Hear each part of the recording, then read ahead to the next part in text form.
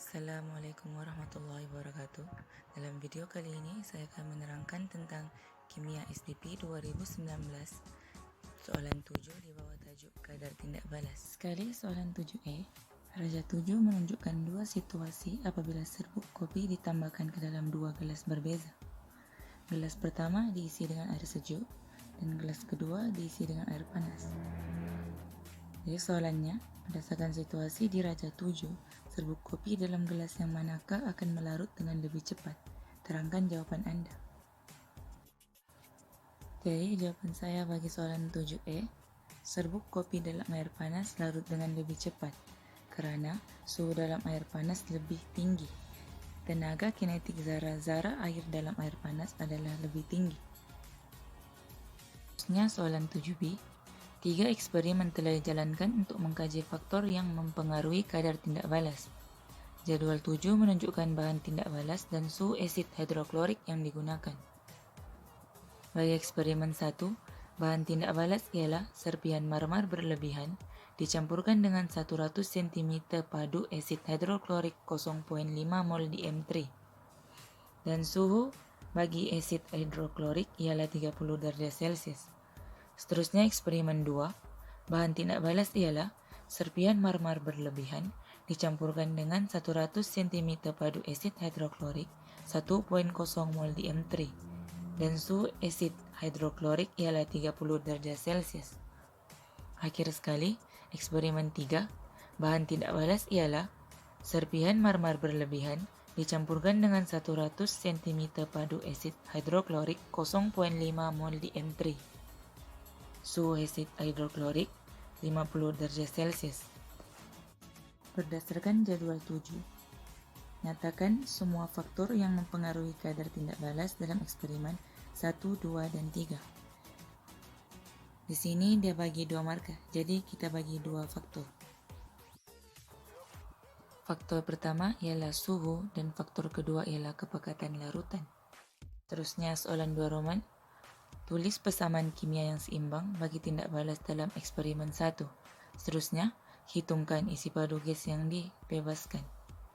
Di sini dia bagi isi padu molar gas pada keadaan bilik 24.0 di M3 mol. Jadi jawaban bagi soalan 7B 2 Roman, persamaannya ialah CaCO3 plus 2HCl menghasilkan CaCl2 plus H2O plus CO2. 2 mol HCl menghasilkan 1 mol gas CO2. 0,0 mol HCl menghasilkan 0,025 mol CO2. Cara cari bilangan mol HCl ialah 100 didarab dengan 0,05 dan dibahagikan dengan 1000 sama dengan 0,05 mol.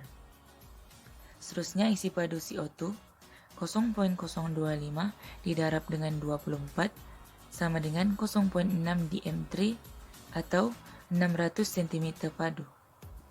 Selanjutnya soalan 7B3 Roman, bandingkan kadar tindak balas antara eksperimen 1 dan eksperimen 2, eksperimen 1 dan eksperimen 3. Terangkan jawaban Anda dengan menggunakan teori pelanggaran.